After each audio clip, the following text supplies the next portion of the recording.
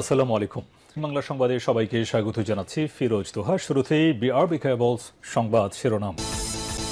ইন্না লিল্লাহ, আবারও মধ্যপ্রাচ্যে ভয়াবহ তৃতীয় বিশ্বযুদ্ধ শুরু হয়ে গেছে।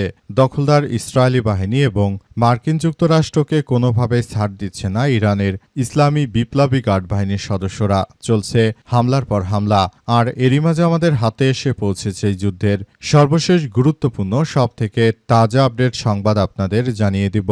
প্রথমেই জানিয়ে দিব, সিদ্ধান্ত ছাড়াই শেষ ট্রাম্পের বৈঠক, ইরানের সঙ্গে সমঝোতা নিয়ে অনিশ্চয়তা।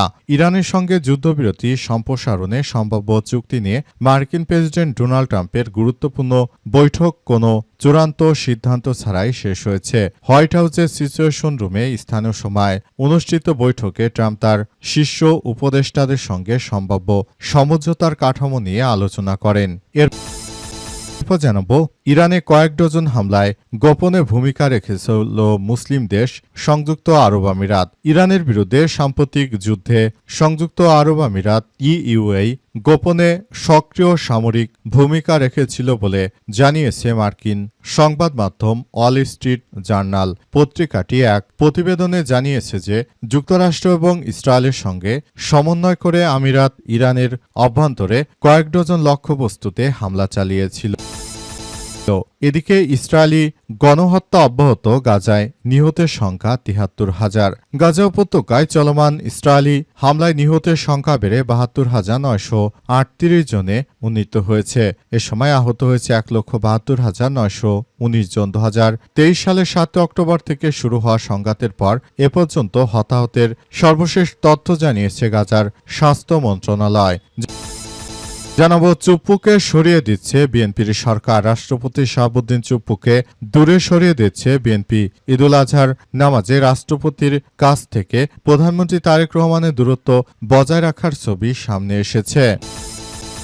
এবং সর্বশেষ জানাবো, সংসদীয় কু করে আমাকে প্রধানমন্ত্রী বানানোর প্রস্তাব দেওয়া হয়েছিল বললেন কর্নেল অলি। Liberal Democrat party LDP chairman ড কর্নেল অবসরপ্রাপ্ত অলি আহমেদ বীর বিক্রম বলেছেন যে সংসদীয় কু করে আমাকে প্রধানমন্ত্রী বানানোর প্রস্তাব দেওয়া হয়েছিল, কিন্তু আমি রাজি হইনি। পাবলিক ইনভেস্টিগেশনকে দেওয়া এক সাক্ষাৎকারে তিনি বলেন, কর্নেল অলি আহমেদ জানিয়েছেন ১৯৯৬ সালে আওয়ামী লীগের ১৪৩ এমপি বিএনপির ৪০ জন মিলে মোট ১৮৩ জন একটি সংসদীয় কু করতে চেয়েছিল। তারা আমাকে প্রধানমন্ত্রী বানানোর প্রস্তাব দিয়েছিল। আমি প্রথম ২ দিন রাজি হয়েছিলাম, কিন্তু তৃতীয় দিনে আর রাজি হইনি। সেদিন আমি বলেছিলাম, এমন বেইমানি মুনাফিকি আমি বেগম জিয়ার সাথে করতে পারবো না। কর্নেল অলি আহমেদ ৬ বার এমপি নির্বাচিত হয়েছেন, ৩ বার মন্ত্রী হয়েছেন। তিনি বলেন, সে সময় ওই এমপিরা সংসদে একটি বিল আনতে চেয়েছিল। সেই বিলের মাধ্যমে মূলত কু করতে চেয়েছিল তারা। প্রিয় দর্শক, এতক্ষণ শুনছিলেন সংবাদ শিরোনাম,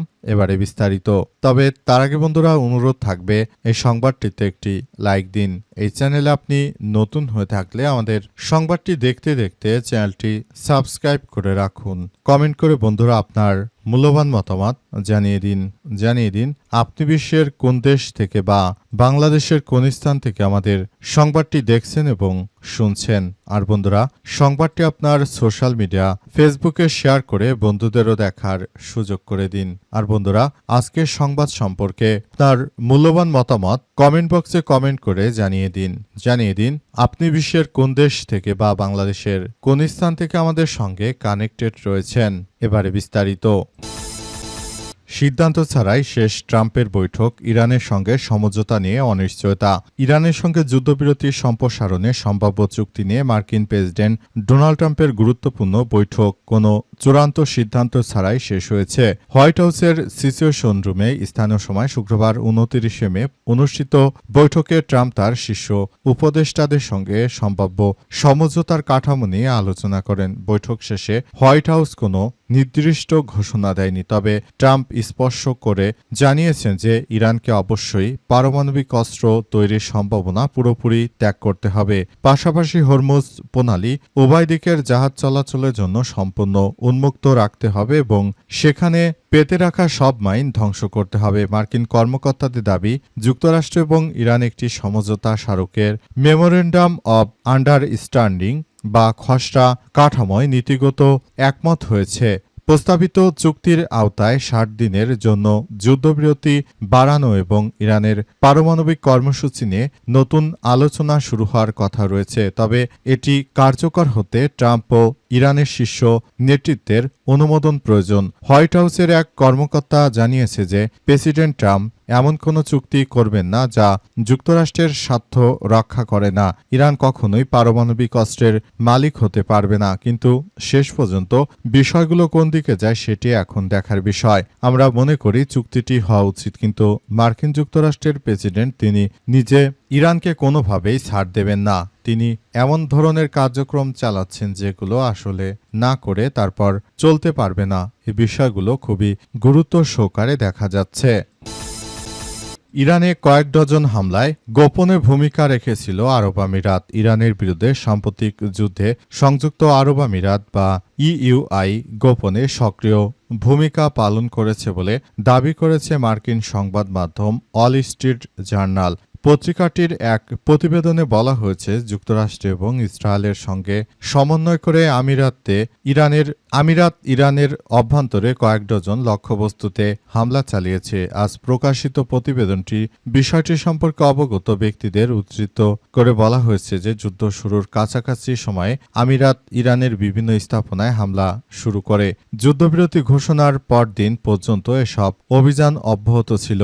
জার্নালের দাবি, ইরানের বিরুদ্ধে যুক্তরাষ্ট্র এবং ইসরায়েলের নেতৃত্বাধীন অভিযানে আবুধাবির সম্পৃক্ততা আগে ধারণা করার তুলনায় অনেক বেশি গভীর ছিল। প্রতিবেদন অনুযায়ী হামলার লক্ষ্যবস্তু ছিল হরমুজ প্রণালীর কেশম, আবু মুসা দ্বীপ, বন্দর আব্বাস, পারস্য উপসাগরের লাবান দ্বীপের তেল শোধনাগার এবং আসালু হের পেট্রোকেমিক্যাল কমপ্লেক্স। এর মধ্যে আসাসুয়েলর স্থাপনায় হামলাটি ইসরায়েলের সঙ্গে যৌথভাবে পরিচালিত করেছিল বলে জানানো হয়েছে। হামলায় আন্তর্জাতিক মহলের সমালোচনার জন্ম দেয় এবং একটি মুসলিম রাষ্ট্র হয়ে কিভাবে তারা ইরানের বুকে আক্রমণ চালিয়েছে সন্ত্রাসী রাষ্ট্রটি, সে বিষয়টি আমাদের বোধগম্য নয়। এই সন্ত্রাসী আরবের শেখেরা তারা ইরানের নিরীহ মানুষদেরকে হত্যা করার জন্য এরা দায়ী। এদেরকে কোনো ছাড় দেওয়া হবে না। পুরো বিশ্ব এদেরকে তছনছ করে দেবে। এরা হচ্ছে এমন একটি সন্ত্রাসী গোষ্ঠী। এদের বিরুদ্ধে এখনই আমাদের সবাইকে এগিয়ে আসতে হবে। যদি পুরো বিশ্ববাসী বিষয়টি সম্পর্কে অবগত না থাকে তাহলে মুসলিম হিসেবে আমরা নিজেরাই নিজেদের বিপদ ডেকে আনছি। মুসলিমরা নিজেরাই আসলে ঠিক নেই। তারা এক পক্ষ ইহুদিদের দালালি করছে, আবার অপরপক্ষ তারা ইহুদিদের সঙ্গে বন্ধুত্ব করছে এবং অপরপক্ষ ইহুদিদের বিরুদ্ধে যুদ্ধ করছে। তাহলে সাধারণভাবে মুসলমানরা আজ নিজের নৈতিক দায়িত্ব থেকে সরে গেছে। ইসরায়েলি গণহত্যা অব্যাহত, গাজায় নিহতের সংখ্যা বেড়ে ৭৩,০০০ ছাড়ালো। ফিলিস্তিনের গাজা উপত্যকায় এখনও প্রতিনিয়ত আক্রমণ অব্যাহত রয়েছে এবং সেখানে প্রতিনিয়ত আক্রমণ চালিয়ে অসংখ্য মানুষ হত্যা করছে সেই দখলদারেরা। তাদের উদ্দেশ্য হচ্ছে সেখানে নিরীহ মানুষদের উচ্ছেদ করে দিয়ে তারা মূলত সম্পূর্ণ গাজা দখল করতে চায় এবং সেই এলাকাগুলো তারা নিজেদের মতো করে নতুন করে সাজাতে চায়। বিশেষ করে যারা মুসলিম ধর্মাবলম্বী রয়েছে তাদেরকে শেষ করে দিয়ে তারপর ওই এলাকাটি তারা নতুন করে আবার নিজেদের মতো করে কার্যক্রম চালাতে চাইছে। তারা তাদের উদ্দেশ্য হচ্ছে বিষয়গুলো এইভাবে চলতে থাকবে এবং ভবিষ্যতে তারা অনেক ভালো কিছু অর্জন করবে এবং এটি আসলে ভবিষ্যতের দিকে এগিয়ে যাচ্ছে। তারা পুরো বিষয়গুলো খুবই গুরুত্ব সহকারে দেখা হচ্ছে।